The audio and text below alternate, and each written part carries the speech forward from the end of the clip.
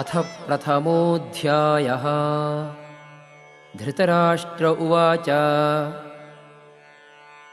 धर्मक्षेत्रे कुरुक्षेत्रे समवेताः युयुत्सवः मामकाः पाण्डवाश्चैव किमकुर्वत Sanjaya. First chapter. Dhritarashtra said, "Tell me, O Sanjay, assembled on Kurukshetra, the center of religious activity, desirous to fight, what indeed did my people and the Pandavas do?" Sanjaya उवाच दृष्ट्वा तु पाण्डवानीकं व्यूढं दुर्योधनस्तदा आचार्यम् उपसङ्गम्य राजा वचनमब्रवीत्। Sanjaya said, Then King Duryodhana, having seen the Pandava forces in battle array, approached his teacher Drona and spoke these words. Pashyaitam Panduputranam Acharya Mahatem Chamum Yudham Drupada Putrena Tava Shishyena Dhimatha. Behold, O teacher, this mighty army of the sons of Pandu, arrayed by the son of Drupada, your gifted pupil. Atra Shura Maheshwasa Bhimarjuna Sama Yudhi Yuyudhano Viratascha Drupadascha Maharathaha. Here are heroes, mighty archers, the equals in battle of Bhima and Arjuna, the great warriors Yuyudhana, Virata, Drupada. Dhrishtaketuhu Chekitanaha Kashirajascha Viryavan Purujit Kunti Bhojascha Shaibyascha Narapungavaha. The valiant Drishtaketu, Chekitana, and the king of Kashi. The best of men, Purujit, Kunti Bhoja, and Shaibya. Yudhamalyuscha Vikranta Uttamojascha Viryavan Saubhadro Draupadeyascha Sarvayeva Maharatha. The powerful Yuddhamanyu and the brave Uttamojas, the son of Subhadra, and the sons of Draupadi, lords of great chariots. Asmakam tu vishishtaye Tani bodha vijottama Nayaka mama sainyasya Samjnartham tan bravimite. Hear also, O best of the twice-born, the names of those who are distinguished amongst ourselves, the leaders of my army. These I relate to you for your information. भवान् भीष्मश्च कर्णश्च कृपश्च समितिञ्जयः अश्वत्थामा विकर्णश्च सौमदत्तिः तथैव च. Yourself and Bhishma and Karna and Kripa, the victorious in war, Ashwathama and Vikarna and Jayadratha, the son of Somadatta.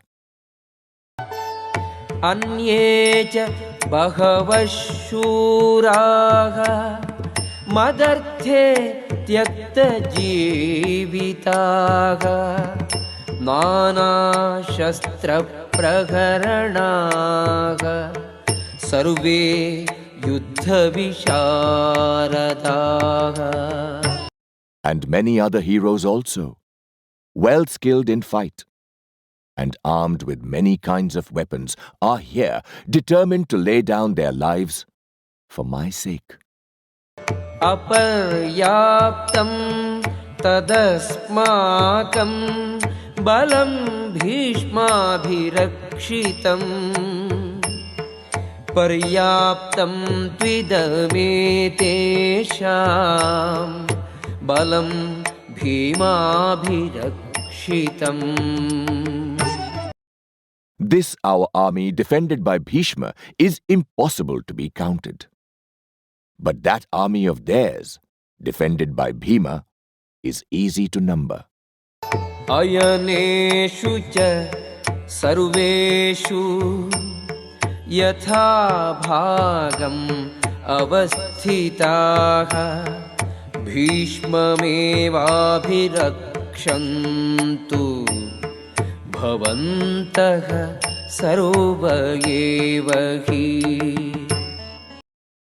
Now, being stationed in your proper places in the divisions of the army, support Bhishma alone. तस्य सञ्जनयन् हर्षं कुरु वृद्धः पितामहः सिंहनादं विनद्योच्चैः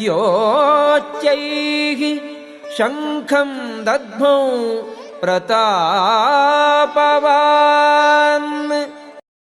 That powerful, oldest of the Kurus, Bhishma the grandfather, in order to cheer Duryodhana, now sounded aloud a lion roar and blew his conch. ततः शङ्खाश्च भैर्यश्च पणवानक गोमुखाः सहसैवाभ्यहन्यन्त सशब्दः तुमुलोऽभवत्. Then following Bhishma, conches and kettle drums, tabors, trumpets and cow horns blared forth suddenly from the Kaurava side, and the noise was tremendous. ततः श्वेतैः हयैर्युक्ते महति स्यन्दने स्थितौ माधवः पाण्डवश्चैव दिव्यौ शङ्खौ प्रदध्मतुः. Then also Madhava and Pandava, stationed in their magnificent chariot yoked with white horses, blew their divine conches with a furious noise. पाञ्चजन्यं हृषीकेशो देवदत्तं धनञ्जयः पौण्ड्रं दद्मौ महाशङ्खं भीमकर्मा वृकोदरः. अनन्तविजयं राजा कुन्तीपुत्रो युधिष्ठिरः नकुलः सहदेवश्च सुघोषमणिपुष्पकौ. Krishna blew his conch Panchajanya, Arjuna blew his Devadatta, and Bhima, the doer of terrific deeds, blew his large conch, Pondra. King Yudhishthira, son of Kunti, blew the conch named Ananta Vijaya, and Nakula and Sahdev their Sughosha and Mani Pushpaka. काश्यश्च परमेश्वासः शिखण्डी च महारथः धृष्टद्युम्नो विराटश्च सात्यकिश्च पराजितः द्रुपदो द्रौपदेयाश्च सर्वशः पृथिवीपते सौभद्रश्च महाबाहुः शङ्खान् दद्मुः पृथक् पृथक्. The expert bowman, king of Kashi, and the great warrior Shikhandi, Drishtadyumna and Virata, and the unconquered Satyaki. O Lord of Earth, Drupada and the sons of Draupadi, and the mighty armed son of Subhadra, all also blew each his own conch. सघोषोधार्तराष्ट्राणाम् हृदयानि व्यदारयत् नभश्च पृथिवीं चैव तुमुलो व्यनुनादयन्. And the terrific noise resounding throughout heaven and earth rent the hearts of Duryodhana's party.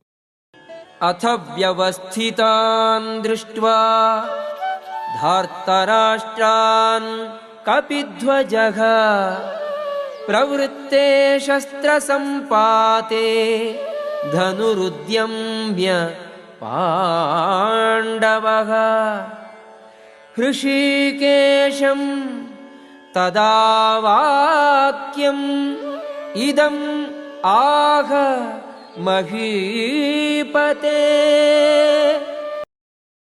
Then, O Lord of Earth, seeing Duryodhana's party standing marshalled and the shooting about to begin, the Pandava, whose symbol was the monkey, raising his bow, said the following words to Krishna. Arjuna uvacha सेनयोरुभयोर् मध्ये रथं स्थापयमेच्युत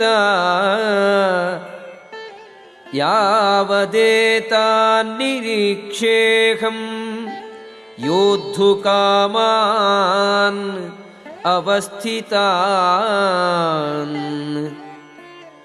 कैर्मया सह योद्धव्यम् अस्मिन् रणसमुद्यमे.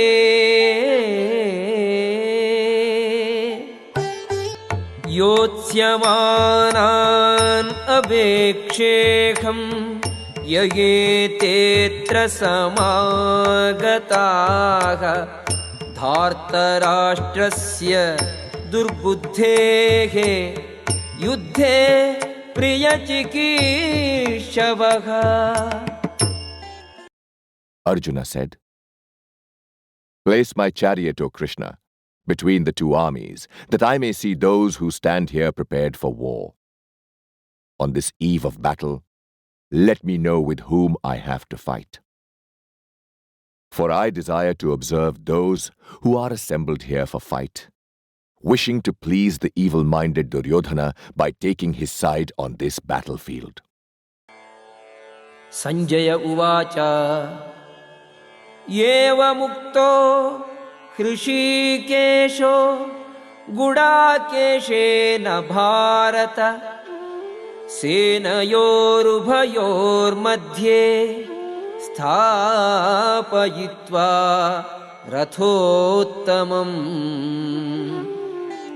भीष्मद्रोणप्रमुखतः सर्वेषां च महीक्षिताम् उवाच पार्थ पश्यैतान् समवेतान् कुरूनिति.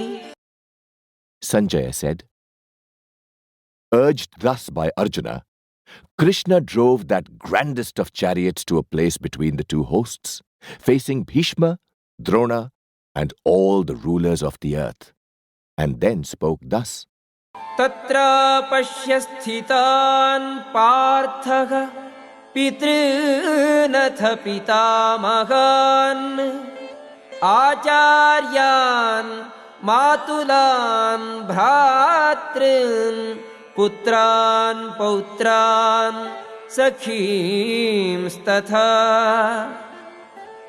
shvashuran suhridaschaiva senayorubhayorapi. Behold, Arjuna, all the Kurus gathered together. Then saw Arjuna, stationed there in both the armies, grandfathers, fathers-in-law and uncles, brothers and cousins, his own and their sons and grandsons, and comrades, teachers, and other friends as well.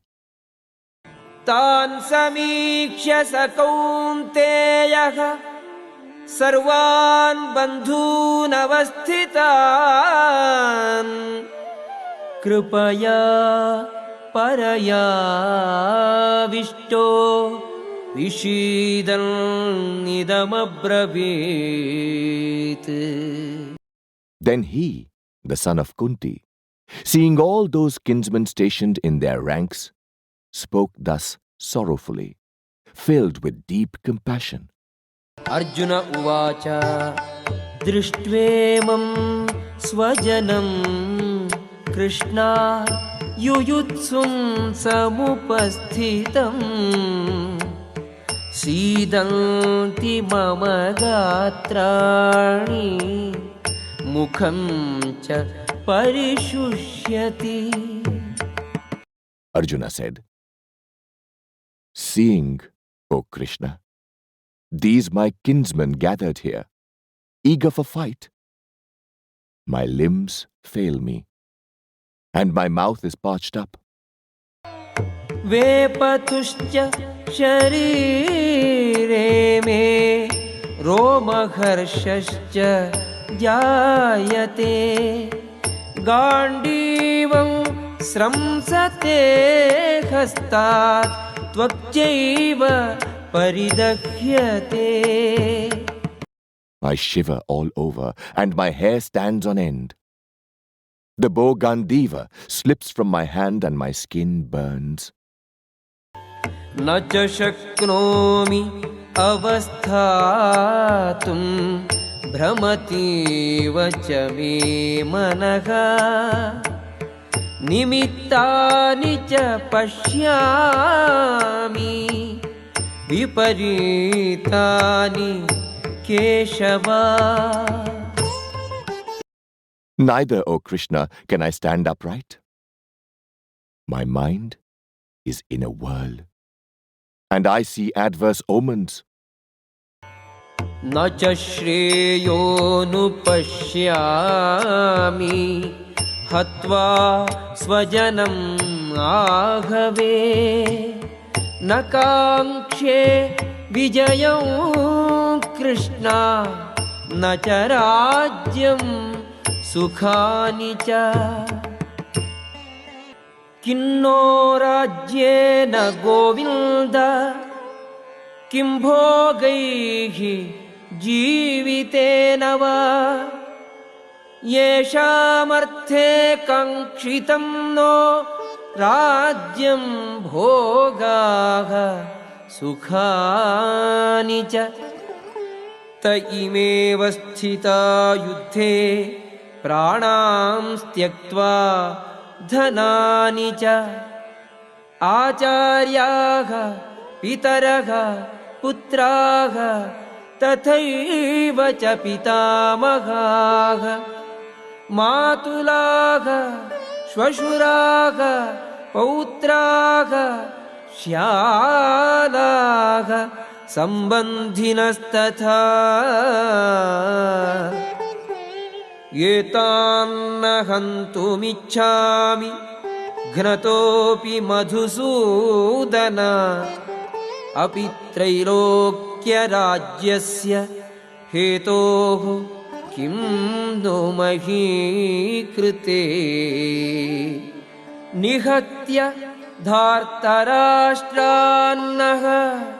का प्रीति स्यात् Janardan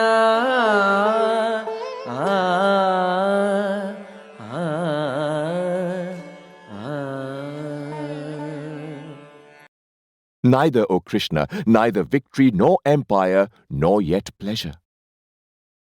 Of what avail is dominion to us? Of what avail are pleasures and even life if these, O Govinda, for whose sake it is desired that empire, enjoyment and pleasure should be ours, themselves stand here in battle, having renounced life and wealth, teachers, uncles, sons and also grandfathers, maternal uncles, fathers-in-law, grandsons, brothers-in-law, besides other kinsmen.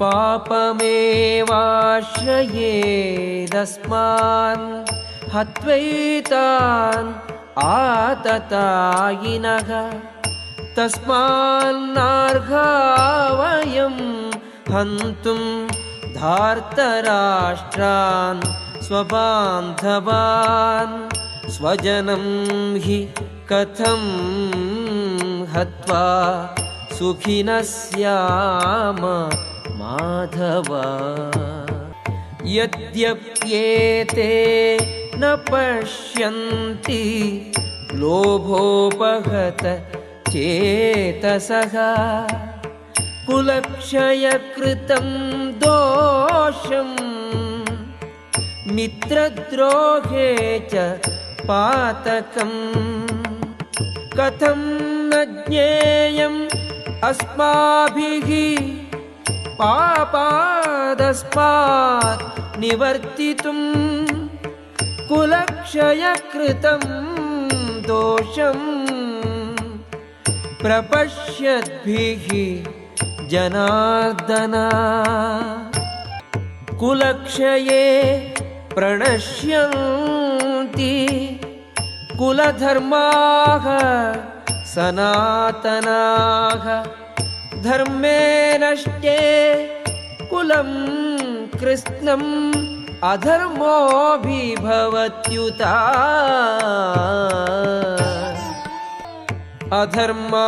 अधर्माभिभवात् कृष्णा प्रदुष्यन्ति कुलस्त्रियः स्त्रीषु दुष्टासु वार्ष्णेय जायते वर्णसङ्करः संकरो नरकायैव कुलघ्नानां कुलस्य च पतन्ति पितरो ह्येषां लुप्तपिण्डोदकक्रियाः दोषैरेतैः कुलघ्नानां वर्णसङ्करकारकैः उत्साद्यन्ते जातिधर्माः कुलधर्माश्च शाश्वताः उत्सन्नकुलधर्माणां मनुष्याणां जनार्दन नरके नियतं वासो भवतीत्यनुशुश्रुमा अहो बत महत्पापं कर्तुं व्यवसिता वयं यद्राज्यसुखलोभेन हन्तुं स्वजनम् उद्यताः यदि माम् अप्रतीकारम् अशस्त्रं शस्त्रपाणयः धार्तराष्ट्रा रणे हन्युः तन्मे क्षेमतरं भवेत्. Even if these were to kill me, O slayer of Madhu, I could not wish to kill them. Not even for the sake of dominion over the three worlds, how much less for the sake of the earth. What pleasure indeed could be ours, Janardhana, from killing these sons of Dhritarashtra? Sin only could take hold of us by the slaying of these felons. Therefore, ought we not to kill our kindred, the sons of Dhritarashtra? For how could we, O Madhava, gain happiness by the slaying of our own kinsmen? Though these, with understanding overpowered by greed, see no evil due to decay of families and no sin in hostility to friends, why should we, O Janardana, who see clearly the evil due to the decay of families, not turn away from this sin? On the decay of a family, the immemorial religious rites of that family die out. On the destruction of spirituality, impiety further overwhelms the whole of the family. On the prevalence of impiety, O Krishna, the women of the family become corrupt. And women being corrupted, there arises intermingling of castes. Admixture of castes indeed is for the hell of the family and the destroyers of the family. Their ancestors fall, deprived of the offerings of rice ball and water. By these misdeeds of the destroyers of the family, bringing about confusion of castes, are the immemorial religious rites of the caste and the family destroyed. We have heard, O Janardana, that inevitable is the dwelling in hell of those men in whose families religious practices have been destroyed. Alas, we are involved in a great sin, in that we are prepared to slay our kinsmen from greed of the pleasures of a kingdom? Verily, if the sons of Dhritarashtra, weapons in hand, were to slay me, unresisting and unarmed in the battle, that would be better for me. Sanjaya uvacha evamuktva Arjuna sankhe rathopastha upavishat visrijya sasharam chapam shoka samvigna manasaha.